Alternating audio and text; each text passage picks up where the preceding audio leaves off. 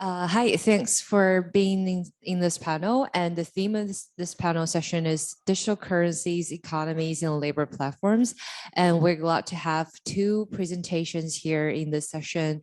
One is the remote speaker, Dr. Karim Fahad from the Internet Governance Project at Georgia Tech, and his co-author, Dr. Viksha Sravastava, also from Georgia Tech. They're going to present a digital currency race between competing political economies, how to inform the US policy posture. Dr. Farhad, the floor is yours. Thank you. I'm actually going to be presenting solo. So hello, everyone, and greetings from Washington, D.C. Thank you for attending the session. Hope everyone has been having productive engagements. So yes, my name is Karim Farhat, and I'm a research scientist with the Internet Governance Project. And I'll be presenting this work titled A Digital Asset Race Between Competing Political Economies, How to Inform the US Policy Posture. So I'll start with the bottom line up front here. There's three take-home messages that I'd like to part you with. First, contention around stablecoins and the digital dollar will be driving digital asset policy making in the United States. Second, narrow interest groups will be vying for influence in these debates and maybe obscuring a bigger picture. Three, the relationship between digital assets and international currency power tends to be sometimes overlooked in these policy considerations, especially in US Congress. And my goal will be to hopefully convince you of that in the next 30 minutes. And there'll be a lot of ground to cover. So I'm going to have to assume, a working level understanding of finance, microecon, some crypto, but please feel free to ask me anything. I'll be more than happy to take any question during Q&A, or I don't know if we have the capacity to do back and forth during this, but probably better to leave it until last. So let's unpack this US digital asset policy space. So first, there's this global race around the world to develop central bank digital currencies. So according to the Atlantic Council, there's about 105 countries that represent about 95 of the world GDP. And they're all exploring how a CBDC can solve various problems for their constituents. A lot of them have developed pilot projects already. Some, like China, have already launched their own versions. And CBDCs come in many different forms. There's different concepts out there. The two main ones relevant for us here, at the risk of oversimplifying, are we have wholesale CBDC and retail, but the focus here will be on retail. And within retail, we also look at intermediated and the disintermediated models.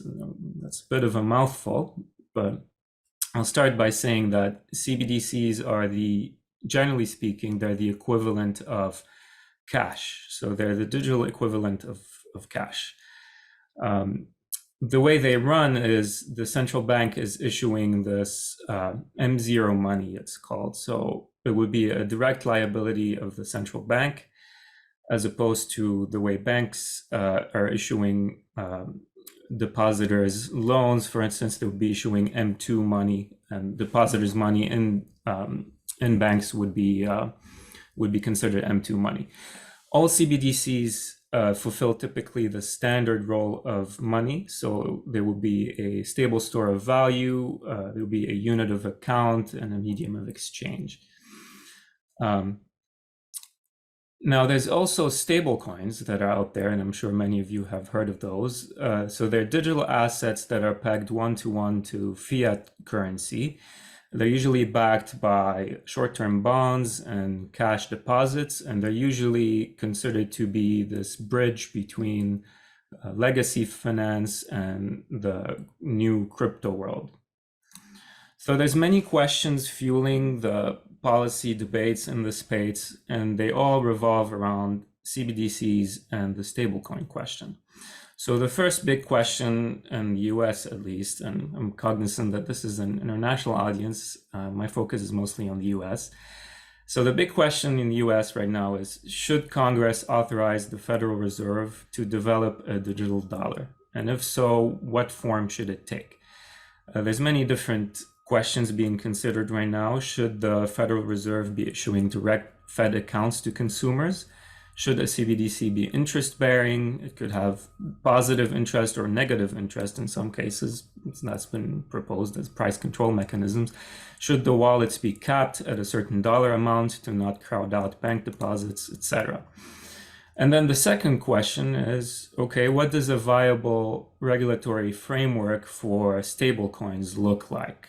And within that big question, there's also the matter of how do we determine if a digital asset like a stablecoin or just a cryptocurrency, how can that asset be considered either a security or a commodity? What criteria do we use to measure that? And with that in mind, we have three main research questions that we're looking at. First, so what is motivating policymakers in the US for now to undertake these efforts to adapt to the transformation of the financial system? So why are we having these debates now? We've had crypto for a long while now. Why are these issues coalescing all of a sudden? We've had a lot of action last year in Congress on this, or at least a lot of policy proposals. Second, so what are the financial policy drivers used, and are they sufficient to explain all these ongoing developments in digital money? And third, do these financial policy drivers map onto the solutions presented by all the different crypto technologies out there, such as, mostly stablecoins and CBDCs? As far as theoretical underpinning, I'm using a mix of economics and political science. And the union of the two is political economy. This is an approach that our group is keen on. These are some of the areas that we explore. We mostly focus on the digital political economy, and these are some of the areas we explore. I'm focused today on crypto and the blockchain. And without further ado, I mean, for those of you more theoretically minded, we can go over that later, but I'm going to boil it down to some of the findings here. So if one were to go over all the public comments submitted to the Fed's open comment period on CBDC, all the congressional hearings and the white papers that are out there, you can see that this kind of big picture that emerges in terms of the problems driving the debate around digital assets. So the first driver here is everyone is mostly agreeing that there needs to be a lot more consumer protections. And we need to be able to afford a lot of some of the old protections from the legacy financial system into the new digital asset space. Second, we have a lot of political pressure to enact measures that can ensure financial inclusion with these new digital asset technologies. And these two drivers are on the domestic level of analysis. On the domestic and international level of analysis, we have the issue of how to enable efficient cross-border remittances and settlement. So how can banking transfers and payment transfers be as efficient as possible? And then number 4, there's the issue of supporting the US dollar as the primary global reserve currency. And the interesting logic at play here is that with all these financial policy problems, they weren't really all that relevant before we've had Facebook release their concept of a stablecoin, Libra. Well, it was really the Libra Foundation, but Libra Association rather, but they're associated with Facebook. We've had the Bitcoin white paper since 2009, and there's been a lot of work in technology circles over software that can enable digital assets, but it's really been the last few years that we've had a lot of policy debate around this. So starting with the first big policy driver, digital asset consumer protection. So this is a broad category, but as I mentioned, it involves applying all of the positive elements of the legacy financial system to digital asset space.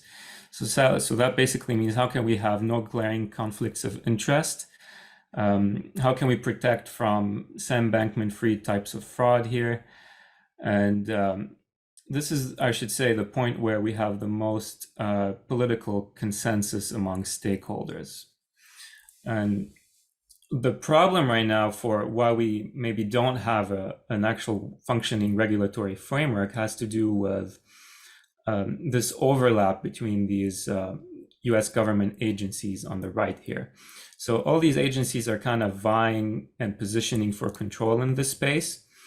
The CFTC here on the right stands for the Commodity Futures Trading Commission. So they have typically the authority to regulate the standards for trading derivatives, swaps, and futures, but just in the commodities market. So commodities like lumber, gold, salt, Bitcoin even. They don't dictate prices or influence the spot markets in any way, but they can intervene in cases of fraud or manipulation. So for instance, they can intervene when if there's fraud when you convert Bitcoin to stablecoin or Bitcoin to fiat cash. The SEC, which stands for the Securities and Exchange Commission, they're a civil enforcement agency, and they're currently operating on a limited jurisdiction and limited budget, but they're trying their best to ensure consumer protections. They regulate securities typically, and securities are defined using an old test called the Howey test. So the Howey test, the way it works is it asks whether a transaction in question is, one, an investment contract of money that should be in a common enterprise with an expectation of profit that's derived from other people. So if the answer to all of the previous is yes, then we can say, okay, an asset is a security. And right now, the big debate is whether Ether is a commodity or a security. So the CFTC is trying to bring Ether into its fold, and the SEC is pushing back. And the two agencies are notorious for not collaborating with each other, even though they should. There's some 20,000 odd cryptocurrencies out there, and they're clearly not going to police themselves. So this is the political reality for now, that we're kind of bogged down in this agency competition in terms of how to define digital securities and commodities. So KYC, I should say, is an acronym for Know Your Customer, and I'm using it as a shorthand here for a set of compliance requirements around anti-money laundering and combating the financing of terrorism. I won't get too much into this. There's obviously positive elements to this in terms of stopping illicit activity, but there's also some negative connotations and some political stakeholders like libertarians in the US that point out the dangers of financial surveillance. And there's also the issue of financial sanctions that I won't get into here, but should be kept in mind in terms of considering the political landscape here. So the driver number 2 here, financial inclusion. So the Fed wants to expand consumer access to the financial system so that everybody's contributing and enjoying the benefits of participating in the economy. And some stakeholders are arguing that should a CBDC be enacted, it could be designed to support financial inclusion. So financial inclusion is about really serving the proportion of US consumers that are underserved. So these people are typically defined by FDIC and the Federal Reserve as the unbanked, which are the people in a household that didn't have a checking or savings account at a bank or credit union, and the underbanked, which are essentially people where the household was banked in the past 12 months. They've used at least one of the non-bank methods to transact. And these non-bank methods are things like money orders or rent-to-own services, anything that involves really paying to use an income, as opposed to earning rewards to use an income like most of the middle class does. So there's genuine voices right now trying to study CBDC design considerations and seeing how it could affect inclusion. So people like the MIT Digital Currency Initiative. But in political space in the US, you find these kinds of arguments, and you tend to realize that, unfortunately, it's more window dressing than an actual concern. And you should mention the numbers here, that the rate of underserved, or of unbanked households in the US, rather, has been steadily decreasing since the 2008 financial crisis. These numbers are according to the Fed and FDIC. The main reason, I should also note, that why people cite for being unbanked is that either they don't have enough money to meet the minimum balance requirements, or they simply don't trust the banks. And this was the second most cited reason. There's also privacy concerns.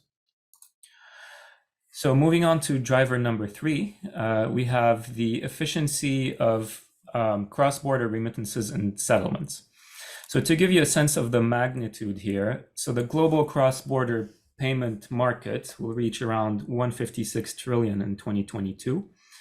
And according to the World Bank, the average cost of remittances is around 7%. So we pay 7% of a transaction to send it from one bank to another. This is on the kind of back-end payment infrastructure, the things that we don't typically interact with in terms of user experience. So there's many private and public sector solutions that are competing in this space, including some decentralized finance companies. So there's I think there's a firm called TransferWise and another called Revolut that are competitive in this space. And there's also stable coins that compete in this space. And then there's the large clearing houses that also compete. So this, generally speaking, I should note that the large clearing houses, such as the clearinghouse, they operate payment networks that are sometimes competing with like the Federal Reserve or other payment mechanisms that the commercial banks are enacting. So the commercial banks are developing their own private set of stablecoins to compete with these other payment solutions. There's a network called Partior that's being developed.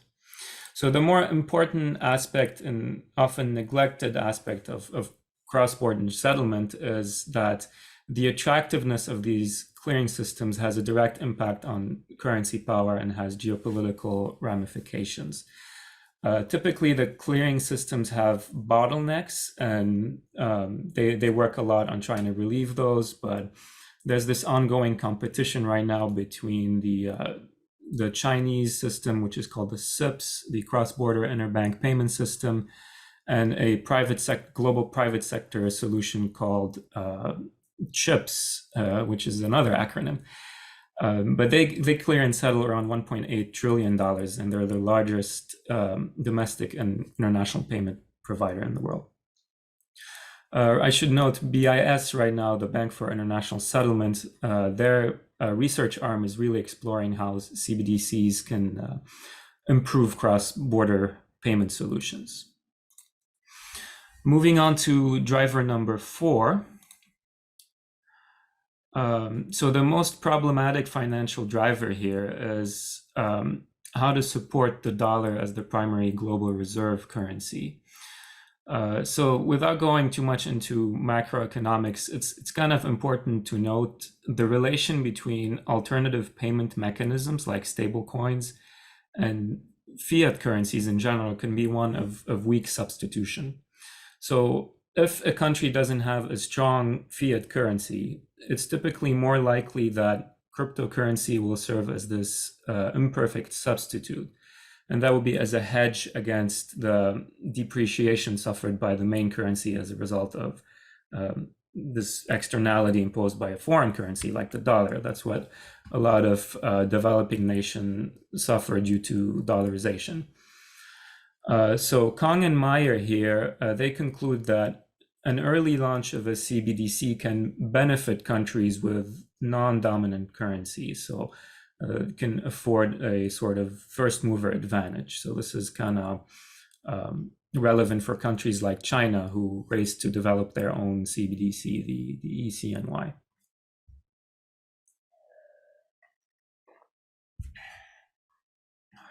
On the more geopolitical front, there's also a lot of developments that affect how currency, power, and geopolitics are, inexorably tied.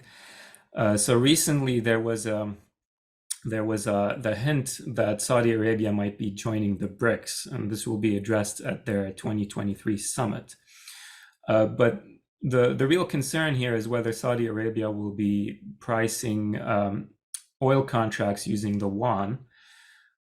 This has been going on for the past six years, but investors didn't really take that up because there's concern about the opacity of the Chinese market. But if BRIC countries start to seek a more active hedge against the dollar, given all the inflation that's going on, this could be a big concern for U.S. policymaker, and we'll be looking at how these digital assets can kind of improve the status of the dollar. But as I'll explain later, that's not really being considered right now. All this kind of started when Facebook developed their stablecoin project. And what's interesting to note here is that the stablecoin concept was originally rejected by authorities in the US because there was no real regulatory framework by which to approach it. But the interesting dynamic here was that, according to the ex-chair of the CFTC, was that people in China were worried of this backdoor dollarization that it might cause. So the People's Bank of China and the provincial banks accelerated their developments of the yuan as a result of Facebook proposing their stablecoin. So I won't get into this too much in the interest of time, but these are the main groups of stakeholders involved with the US political space around digital assets. So in group one, we have the traditional banking sectors, and these are commercial banks, credit unions, and large clearinghouses. Group two, we have proponents of an intermediated US CBDC. So these are typically moderate Democrats, some Republicans, and some members of the Federal Reserve, some board members. In group three, we have proponents of a regulated and pro-competitive stablecoin market, typically center-right people, and a lot of stablecoin operators for obvious reasons. And number four, we have proponents of alternative currencies. So these are DeFi organizations and crypto asset exchanges like Coinbase and Binance, PayPal and Venmo. If we look at their position in terms of how they stand vis-a-vis these financial policy drivers, you can see that all of them agree in the first column on the urgent need for regulations. They disagree in terms of how a US CBDC can help improve financial inclusion. They also disagree on cross-border remittances. So people arguing for a stablecoin think typically that there's private sector solutions that can solve for this. But people arguing for a CBDC think that it could solve a lot of problems on the back end, especially in terms of a wholesale CBDC where central banks are doing the work on the back end. Everyone also agrees in terms of supporting the dollar abroad, with the exception perhaps of Bitcoin maximalists. So where are we headed? Things are a little unclear at the moment, but we may be having some sort of equilibrium in the near future.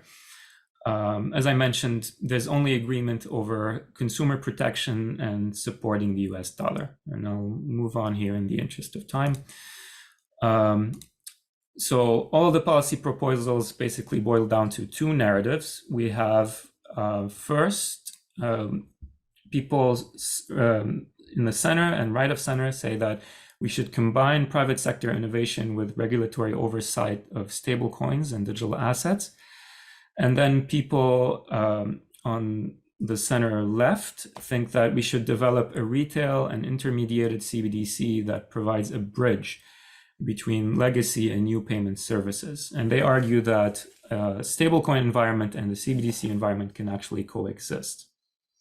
And this is a big question right now, which hasn't really been determined. And there's also a status quo solution, which is a lot of bipartisan proposals to just enact greater transparency and light touch regulation that's based on amending old laws. I won't get into this too much, but there's a lot of policy drafts that were proposed in the 117th Congress. Loomis and Gillibrand is the most comprehensive one. It includes some protections for consumers and exemptions for tax purposes, which would encourage adoption. It would probably empower the SEC for Ethereum and the CFTC for Bitcoin, the way things are going. But the second bill, the Digital Commodities Consumer Protection Act, is, as a draft at least, set to empower the CFTC. There's a lot of other proposals. As you can see, they're all kind of bipartisan here. So on to preliminary findings and predictions. So what political economy and theories of collective action predict, generally speaking, in this space is that policymakers need to balance demands, these political demands, these financial drivers, with at least some part of serving the public interest. So people critique today the digital dollar offering as being a solution in search of a problem, but others do the same for stablecoins using a different political rationale. But almost everyone agrees on the need to regulate digital assets and stablecoins and preserving the US dollar as reserve. So the result of this net is that stablecoin regulations is likely to come first. And then stablecoin operators will likely want to limit competition coming from a US CBDC, but they will be happy to kind of piggyback on the efforts of the banking sector, who have the larger wallets for lobbying. And I suspect we'll likely see some evidence of them cooperating with the bigger banks. So the question of, I should note, yes, a retail digital dollar offering has no bearing on global clearing systems and therefore does not directly enhance US currency power. At least this is the response that Republicans are using to counter Democrats in the US. And finally, a wholesale digital dollar cannot coexist alongside a regulated stablecoin environment. So this is a prediction. People argue for and against, but the chair of the Federal Reserve testified that he basically said so in, I think in July 2021 in Congress. So arguments that they can coexist seem to be window dressing, I would say. So next steps, what are we going to be looking at? So we need a lot more data on what China is doing in terms of cross-border payment solutions. So there's a lot of people looking at the SIPs, as I mentioned, but what are China's intentions beyond for SIPs? Because clearly they have this distinction between onshore and offshore renminbi, and they can't really use SIPs to offshore renminbi, but it seems like they're kind of laying down the pipes to perhaps one day internationalize their currency better. So second, we need to be looking at what the role of alternative payments will be as the US and China accelerate their economic decoupling. And then this may seem like an obvious one, but we need a lot more interdisciplinary perspectives to be giving like this kind of comprehensive overview for policymakers in terms of what's urgent to look at. So thank you. I'll be happy to take your questions. I hope that wasn't too much to lay on you this morning, or afternoon rather. Sure. Thank you so much, Dr. Fahar. And we'll leave all the questions till the end of the session. And now we're having the second presentation, welcoming Dr. Lutfun Nahar Lata, who's the lecturer in sociology and social policy at the School of Social and Political Sciences at the University of Melbourne. Her presentation is about digital labor platforms, regulation, and labor protection.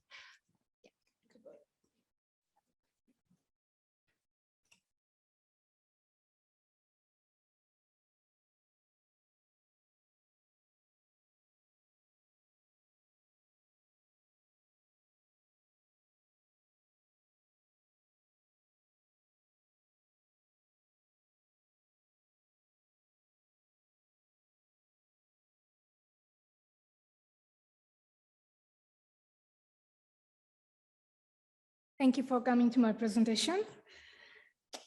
So Dee has already introduced me. I'm from Australia, from the University of Melbourne. I'm a lecturer in sociology and social policy.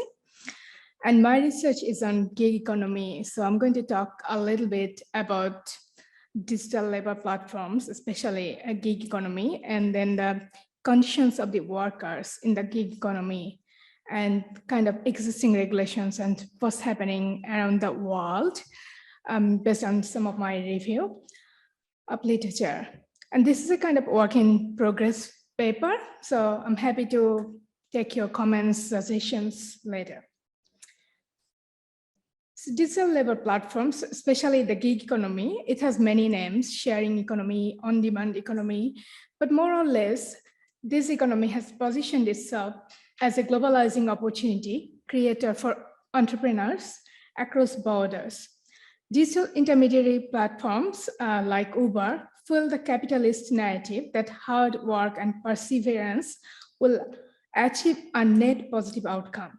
This type of marketing is attractive to workers that are condemned to the fringes of the labor pool. Can you change the slide, please? Second. And so what this economy does, it kind of connects consumers with workers. And so it's kind of working as a middleman. And on-demand platforms use the app as a site of production that functions as its control mechanism based on GPS tracking, worker app interactions. So in the Deliveroo platforms, there's like another intermediary group called Deliveroo. Sorry. Okay. So the Deliveroo platform is often track how fast a worker can click, accept on an order, and ratings from both restaurant and final customer.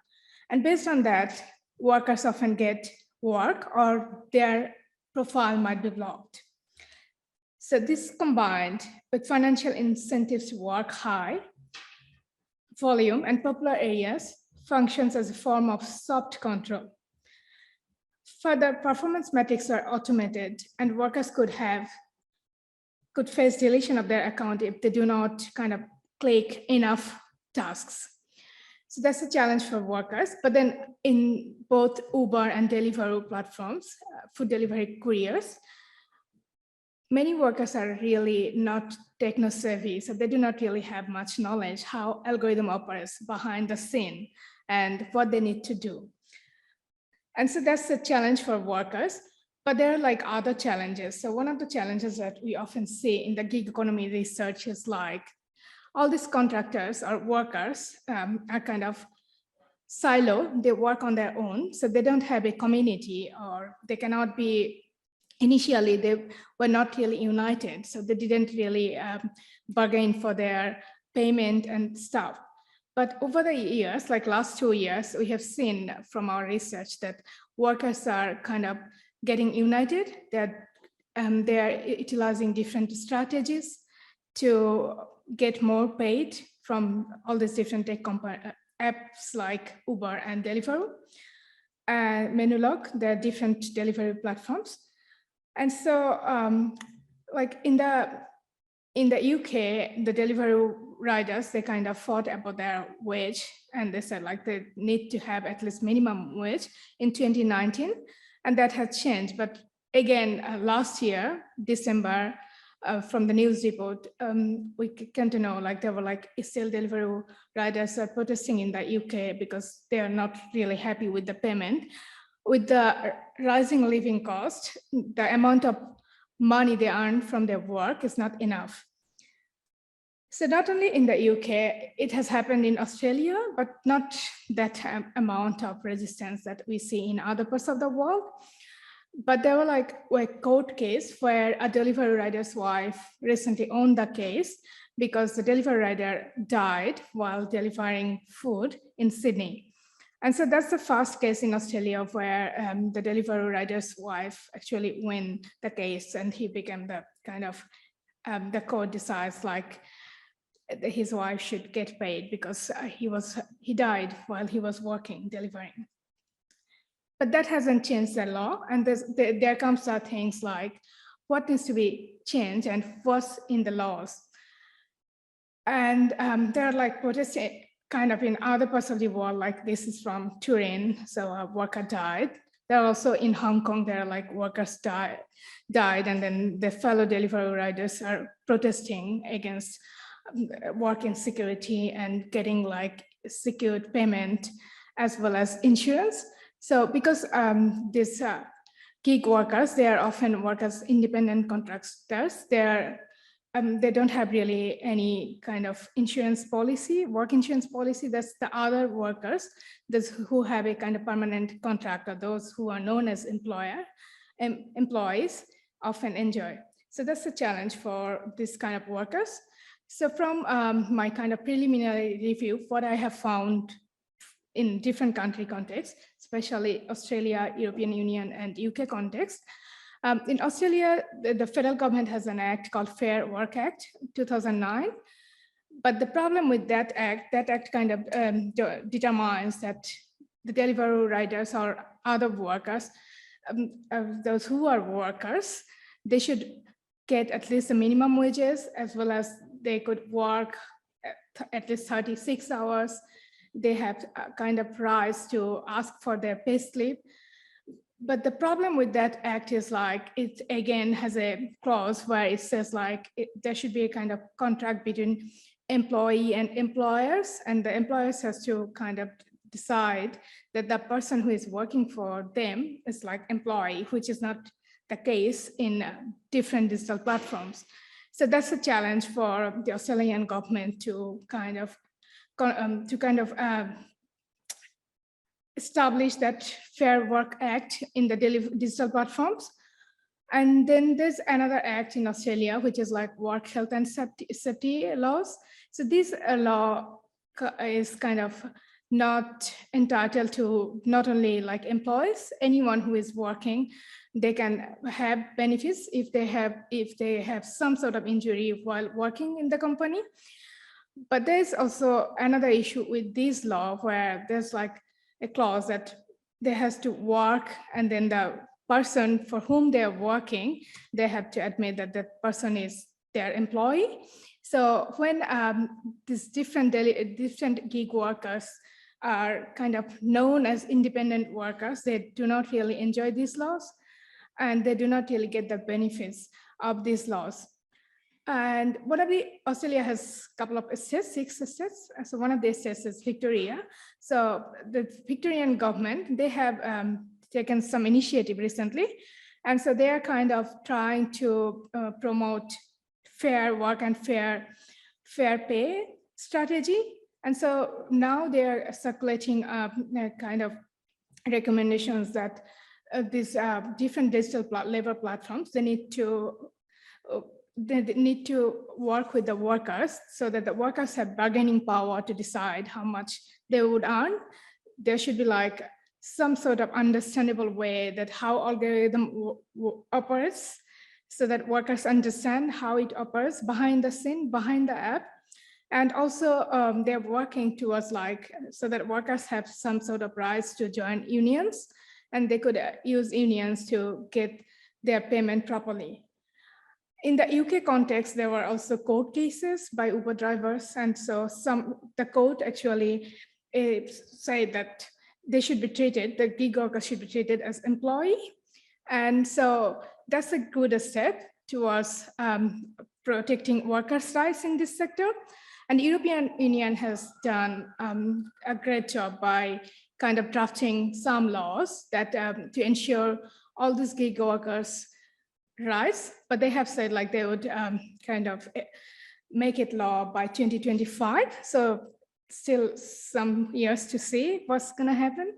And it might change because these digital labor platforms is a kind of very changing platforms. They often change their rules and regulations online. So, and they are also lobbying so that all these different laws do not pass, or like the way it should be written, it works for them. So we need to see what happens in the future. And so here is my last slide. So I think some of the, from my brief review, because as I said, it's still work in progress paper, so I need to still review some of the other legislations and stuff. So from my brief review of what I suggest, for each government, if they want to enforce existing laws, they need to kind of either edit their laws, because the gig economy is a bit different than the traditional economic activities. Also clarify the definitions of employment. So often in most of the countries, most of the laws, the problem with employment, like where gig workers are not really recognized as employees, so they do not really enjoy the employment benefits that's written in those countries' laws. So need to define them as employees, or kind of some sort of new laws that would recognize their rights, labor rights, as workers, and create rights for workers, not for employees. So again, how we could look at their rights, their benefits, their insurance, work insurance, rather than just looking at like how employees are treating them. So these are some of the recommendations from my research. Thank you.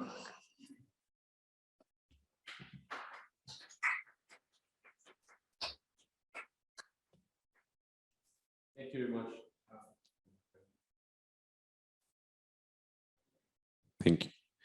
Thank you very much for your presentation, and as well, thank you very much, Dr. Karim. We'd like to ask the people here in the room if anybody has any question, any comment. Yeah.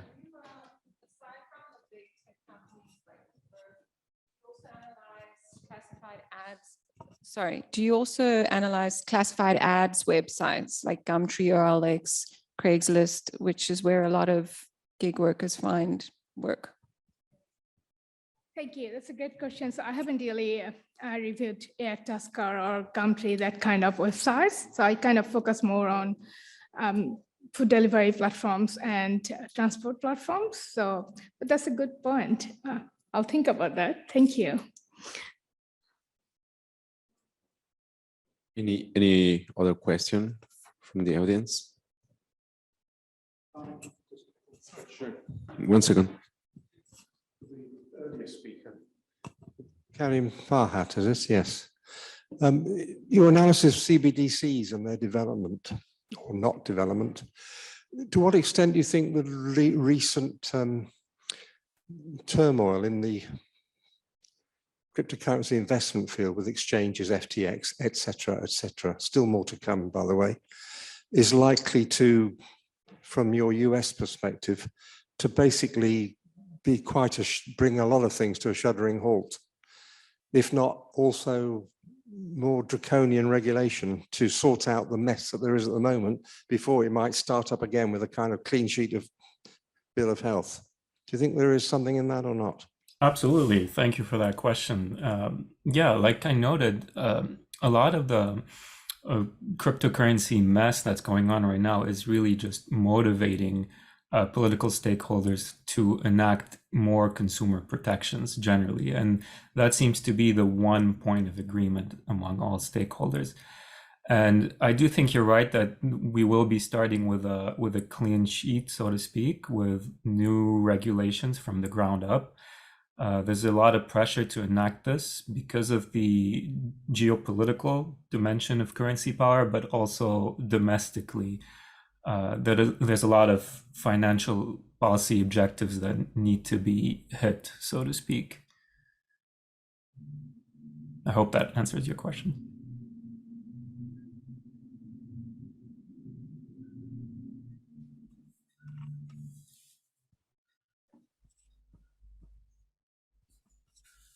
How does your work interact with state and state legislation on cryptocurrencies, right? Like when I've looked at regulation in the states, it seems to start with, for instance, New York State and their bit license. And how does that interact with like the SEC and all of the other US organizations in the space?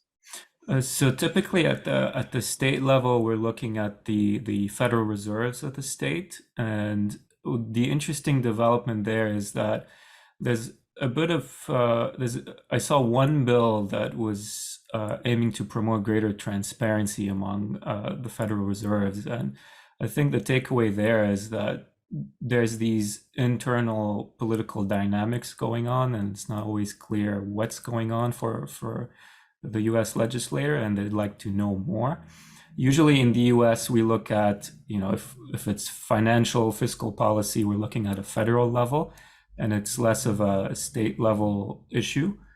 But there's a lot of work done by the state level reserves.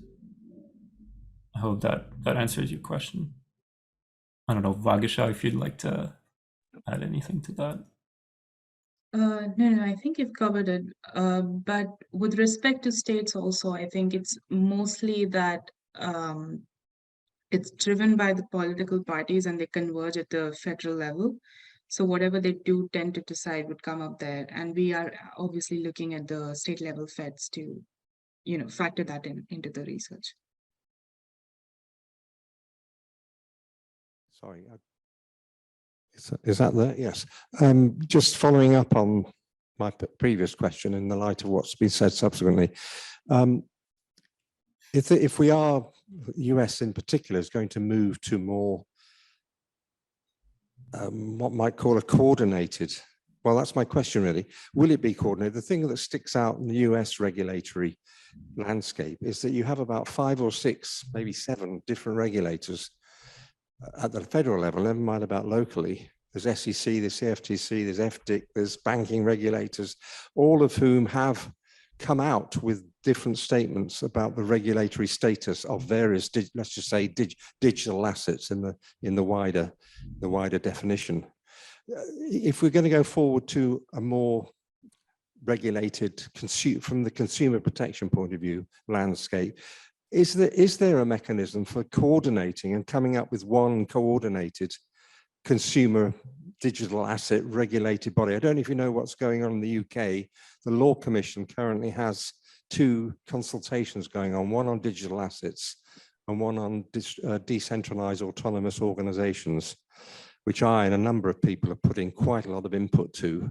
And it's not clear whether they will yet make any kind of recommendations in the law. One thing I will just point out, I'd be interested in your comment, they have come up with what they regard as a new concept of a data object, which many in the IT field, like me and others, have said, you can't just take over a perfectly well understood term of art in IT to apply suddenly to digital assets. It just doesn't work. If you're going to do that, then you're going to have to apply to every data object. And the point about data objects is they are totally unregulated. You don't have to have a license to create data on a server generically. So why should you, by calling it a data object, suddenly offer the prospect of suddenly everybody that creates a data object may fall under some new regulatory regime, which just is irrelevant. So I just wonder whether you could foresee that there is some activity going on. I would be wondering where would it be that is seeking to coordinate and coalesce one regulatory body across the whole digital asset field for the future in the USA. I mean, that's a hard question for me to answer, but I would say not really. One, because of the characterization of digital assets into separate space. So you have stable coins in this particular aspect, you have cryptocurrencies, and you have, central banks on digital currency. Unless I'd say the government says that we are going to ban the crypto market and we'll have one sort of regulation for stable coin and central bank digital currencies, maybe then, but given the background of the US, I don't think it's gonna, merge all of its entities, because digital assets have so many different characteristics that touch with different organizations. Yeah, and I would add to that, there's a real risk, as you said, that regulators would muck things up. As far as the CBDC is concerned, we need to have Congress authorizing the Fed and other regulatory agencies to develop this. It can't come from them on their own. But we can also see how Congress would have to force these regulatory agencies to either cooperate by defining how assets are determined. So is this asset a security? Is this asset a commodity? And by focusing on that debate, you can sort of see how things would fall into place. Things would clear up a lot in terms of who has authority over what and how we can enact these consumer protections.